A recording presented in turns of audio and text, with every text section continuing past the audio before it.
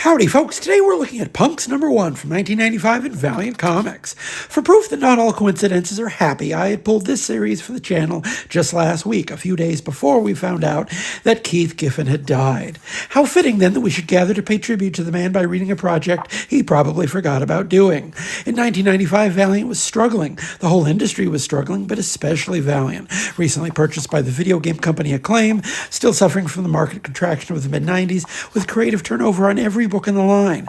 The only real bright spot on the horizon were the handful of successful video games that were soon to follow from the relationship, but that still lay in the future as of this comic's publication.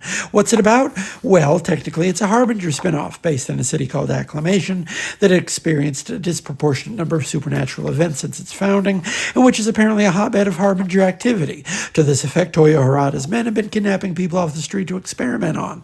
He was the big bad guy from the first incarnation of Valiant, and he's seen here practicing his golf swing. The titular Punx, none of whom use their powers here, are only identifiable because of a profile page at the end of the story, appear to be a loose-knit band of gutter rats, generally opposed to kidnapping homeless people and conducting mad science experiments on them. There's Cram, a guy whose powers fitting into tight spaces, and who appears to be an extra from the Young Ones, Azatlan, an Aztec goddess who gains power from ritual human sacrifice, and Hellion, a cyborg who wanders around the alleys getting into gunfights. Frankly, it's difficult to figure out what's going on here, but that's also clearly an intentional effect. It's a very 90s book. The characters are all slackers, Barney the dinosaur and the offspring are both name-checked, and a patriotic superhero is humorously decapitated on page 4. This is the Giffen who made the heckler an ambush bug. Every other joke is at the expense of management, and every set piece set up for a regretful punchline. Howdy folks, today we're looking at Punx #2 from 1995 in Valiant Comics. Now, I'm not sure whether it would be accurate to call this series a lost masterpiece per se, given that we're 2 issues in, and all that's happened is Keith Giffen has told a lot of jokes while setting up a conflict between the series' titular Punx and the Harbinger Corporation. No one seems in a particular hurry to get anywhere, a very 90s sensation. The issue begins with an extended riff on Scott McCloud's Understanding Comics, a pretty popular target at the time, especially for established creatives like Giffen, who saw the near-instantaneous canonization of the book the way a bull sees a matador's red flag. So, when McCloud shows up on panel, named, just like the real thing, to explain the art of mayhem in the most condescending, overly literal way possible, it shouldn't be any surprise the little guy ends up crushed in a fight scene.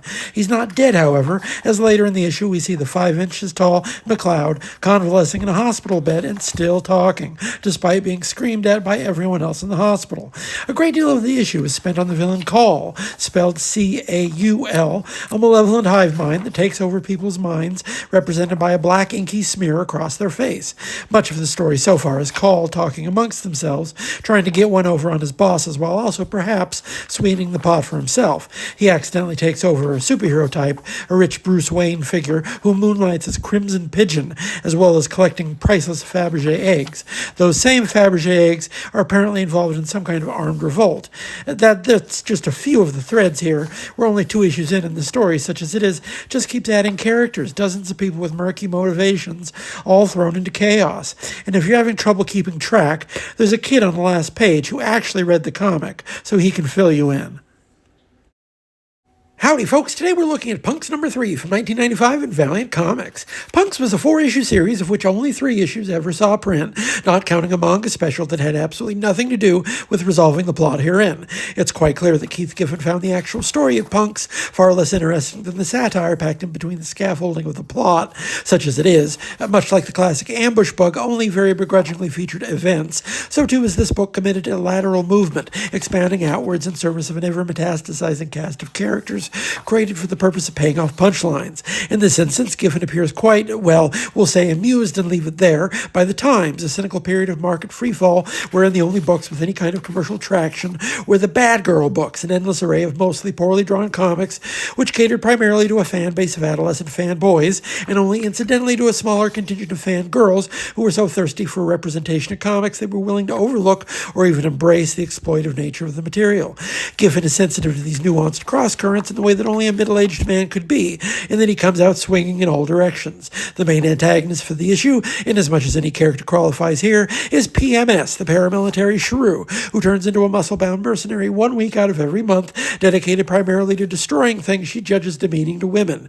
This leads directly into the issue's guest appearance, a brief interlude starring Bernard Chang's Bad Babes with Butts to Die For, 4 pages of pictures of women's butts, drawn by Bernard Chang, only slightly less absurd and satire than many actual artifacts of the time. After this, Valiant's president, Steve Mazarsky, comes on panel to apologize to the readers, stating, "The underlying misogynist sentiments expressed are in no way those of the Valiant Comics Group, nor its parent company Acclaim. Given this, the fact that we learned the Crimson Pigeon's finishing move is to drown his opponents in explosive pigeon diarrhea seems almost besides the point, to say nothing of learning the secret of the Fabergé egg life cycle. As it stands now, we have an unfinished 3-issue Shaggy Dog story devoted to heckling the state of an industry racing to reach the bottom of the barrel, crass and perceptive in equal measure, devoted to an almost pathological degree to biting the hand that feeds. In other words, classic Keith Giffen."